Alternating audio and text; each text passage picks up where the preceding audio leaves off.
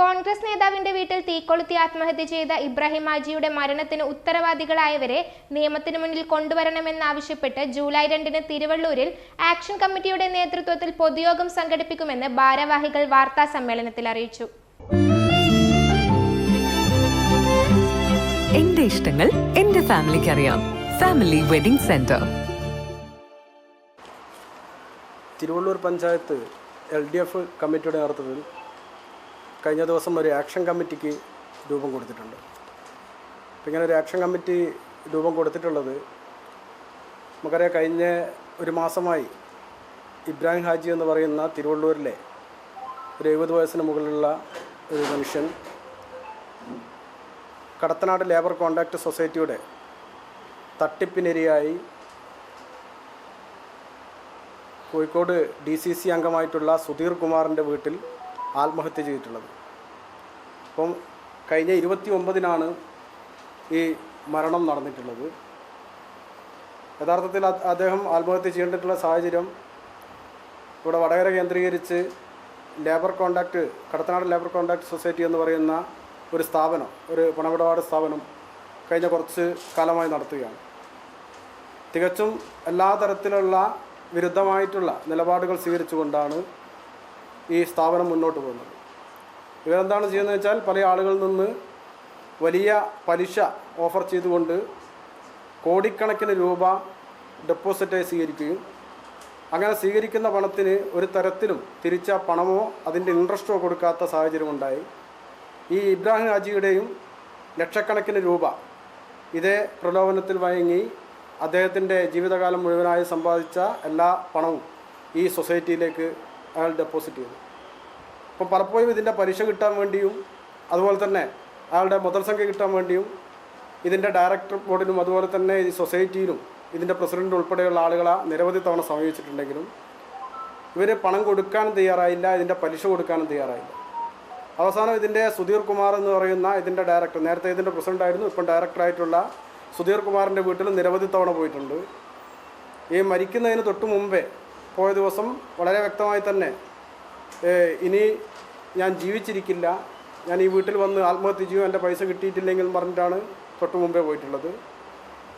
ഒരു തരത്തിലുള്ള ഒരു പ്രതികരണവും ഈ സൊസൈറ്റിയുടെ ഭാഗത്തുനിന്നോ അല്ലെങ്കിൽ ഡയറക്ടർ ഭാഗത്തുനിന്നോ ഭാഗത്തില്ലാതായപ്പോൾ പൈസ കിട്ടില്ല എന്ന് പൂർണ്ണമായി ഉറപ്പ് വന്ന സമയത്താണ് ഇയാൾ ഈ സുധീർ കുമാർ എന്ന് പറയുന്ന ആളുടെ വീട്ടിൽ DCC അംഗമായിട്ടുള്ള, കോൺഗ്രസിൻ്റെ DCC അംഗമായിട്ടുള്ള ഇയാളുടെ വീട്ടുപടിക്കൽ പെട്രോൾ ഒഴിച്ച് തീ കൊടുത്ത് മരിക്കുന്നത്. അങ്ങനെ മരിച്ചിട്ടിപ്പോൾ ഒരു മാസം, 29-ാം തീയതിയാണ്, ഒരു മാസം തികയാൻ വേണ്ടി പോവുകയാണ്.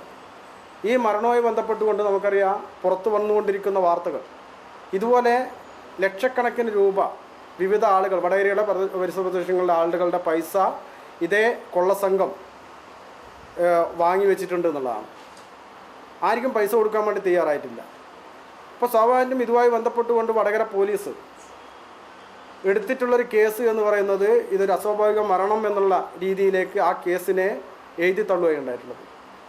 വളരെ വ്യക്തമായി ഇബ്രാഹിം ഹാജി ഈ കേസുമായി ബന്ധപ്പെട്ടുകൊണ്ട് വളരെ വ്യക്തമായി അയാളുടെ മരണമൊഴിയിലും അതുപോലെ തന്നെ വീഡിയോ ക്ലിപ്സിലും അയാൾ വ്യക്തമായി പറയുന്നുണ്ട്, എൻ്റെ മരണത്തിന് ഉത്തരവാദികൾ ഇന്ന ആളുകളാണ്. അതിൻ്റെ പ്രസിഡൻറ്റിൻ്റെ പേര് പറയുന്നുണ്ട്, സെക്രട്ടറിയുടെ പേരൊക്കെ പറയുന്നുണ്ട്. ഈ മരണമൊഴിയുടെ അടിസ്ഥാനത്തിൽ ഒരു മാസം തികഞ്ഞിട്ടും ഒരു പ്രതികളെപ്പോലും അറസ്റ്റ് ചെയ്യാനോ അല്ലെങ്കിൽ അവർക്കെതിരെ കേസെടുക്കാനോ ഒന്ന് വിളിപ്പിച്ച് ചോദ്യം ചെയ്യാൻ പോലും വടകര പോലീസ് തയ്യാറായിട്ടില്ല എന്നുള്ളതാണ്. ഇതൊരു ചെറിയൊരു സംഭവമായി ഈ കേസിനെ വല്ലാ രീതിയിൽ ഇങ്ങനെ ഒതുക്കിക്കൊണ്ടിരിക്കുക. ഇതിലുണ്ടായിട്ടുള്ള പ്രശ്നം എന്താ? ഇതിൽ നമ്മൾ കാണുന്നത് ഈ കേസിൽ വലിയ ഉന്നത രാഷ്ട്രീയ ബന്ധം ഉണ്ടായിക്കൊണ്ടിരിക്കുക. ഈ സ്ഥാപനത്തിൻ്റെ നേതൃത്വം വഹിക്കുന്നത് UDF ആണ്, കോൺഗ്രസ് അതുപോലെ തന്നെ മുസ്ലിം ലീഗ് ഉൾപ്പെടെ RMP ഉൾപ്പെടെയുള്ള സംഘങ്ങളാണ് ഈ സ്ഥാപനത്തിൻ്റെ നടത്തിപ്പുകാർ. ഈ സ്ഥാപനം നടത്തിപ്പുമായി ബന്ധപ്പെട്ടുകൊണ്ട് ഇതിൻ്റെ ഈ വിഷയം വന്ന സമയത്തും ഈ മരണം വന്ന സമയത്തും ഈ പ്രതികളെ സംരക്ഷിക്കുന്ന, അല്ലെങ്കിൽ അവരെ അറസ്റ്റ് ചെയ്യരുത് അല്ലെങ്കിൽ അവർക്കെതിരെ കേസെടുക്കരുതെന്ന് പോലീസിന് വലിയ സമ്മർദ്ദം ചെലുത്തിക്കൊണ്ട് ഭരണതലത്തിൽ നിന്ന് ഇടപെട്ടുകൊണ്ടാണ് ഇവരെ ഇപ്പോൾ അറസ്റ്റ് ചെയ്യാത്ത സാഹചര്യത്തിലേക്ക് പോകുന്നത്. വളരെ വ്യക്തമാണ്, മരണമൊഴിയൊക്കെ വളരെ വ്യക്തമായിട്ടുണ്ട്. ഒരു പെറ്റി കേസ് പോലും എടുക്കാൻ പോലും ഇതുവരെ വടകര പോലീസ് തയ്യാറായിട്ടില്ല ഈ ദിവസം വരെ ആയിട്ട്.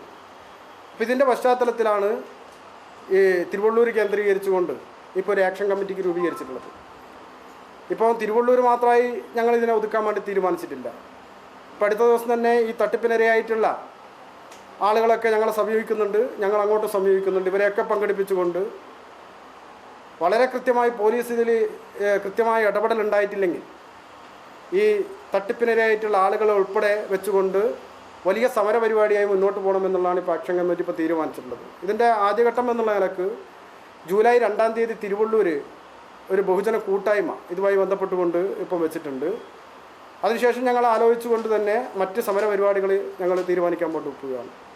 നമ്മൾ മനസ്സിലാക്കേണ്ടത് ഇതുപോലെ തന്നെ പലതരത്തിലുള്ള തട്ടിപ്പ് സൊസൈറ്റികളും നമ്മുടെ കേരളത്തിൽ ഉണ്ടായിട്ടുണ്ട്. കഴിഞ്ഞ കാലത്തുള്ള സർക്കാർ LDF സർക്കാരൊക്കെ സ്വീകരിച്ചിട്ടുള്ള സമീപനം ഇതിനെതിരായിട്ട് അതിശക്തമായ ഇടപെടൽ നടത്തിയിട്ടുണ്ട്. ഇതുപോലെ ചില പണം നഷ്ടമായിട്ടുള്ള ആളുകൾക്ക് സർക്കാർ ഇടപെട്ടുകൊണ്ട് അവരുടെ പണം തിരിച്ചു കൊടുത്തിട്ടുണ്ട്.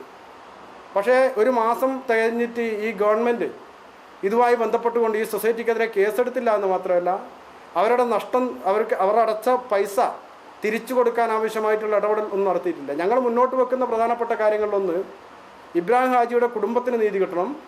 അതുപോലെ തന്നെ തട്ടിപ്പിനിരയായിട്ടുള്ള മുഴുവൻ ആളുകൾക്കും അവർക്ക് ആവശ്യമായിട്ടുള്ള അവരെ എത്ര പണമാണോ അതിൻ്റെ ഇൻട്രസ്റ്റ് ഉൾപ്പെടെ അവർക്ക് തിരിച്ചു കൊടുക്കുന്ന രീതിയിലേക്ക് വരണം.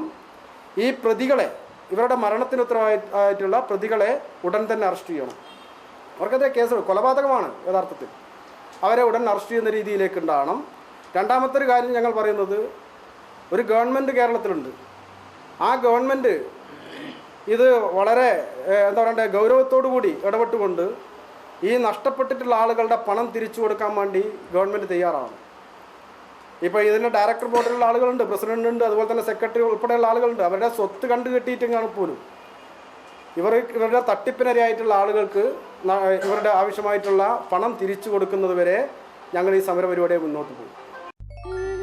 അല്ല, ഇന്ന് നല്ല സന്തോഷത്തിലാണല്ലോ. അതെ, സന്തോഷത്തിലാണ്. കാരണം ഞാനിപ്പോ പാചകം ചെയ്യുന്നതേ മയൂരം വെളിച്ചെണ്ണ ഉപയോഗിച്ചാണ്. പുതിയ മയൂരം കോക്കനട്ട് ഓയിൽ, കലർപ്പില്ലാത്ത ശുദ്ധമായ വെളിച്ചെണ്ണ. കർഷകരിൽ നിന്ന് നേരിട്ട് ശേഖരിക്കുന്ന നാളികേരം സൾഫറും പുകയും ഏൽക്കാതെ ഉണക്കിയെടുത്ത കൊപ്രയിൽ നിന്നും സംസ്കരിച്ചെടുക്കുന്ന 100% ശുദ്ധമായ വെളിച്ചെണ്ണ. ഇത്രയും നല്ല വെളിച്ചെണ്ണ ഇപ്പോൾ നിങ്ങൾക്ക് വിപണിയിൽ ലഭിക്കുകയില്ല. മയൂരം വെളിച്ചെണ്ണ, ഒരു ഏറെമല സർവീസ് സഹകരണ ബാങ്ക് സംരംഭം.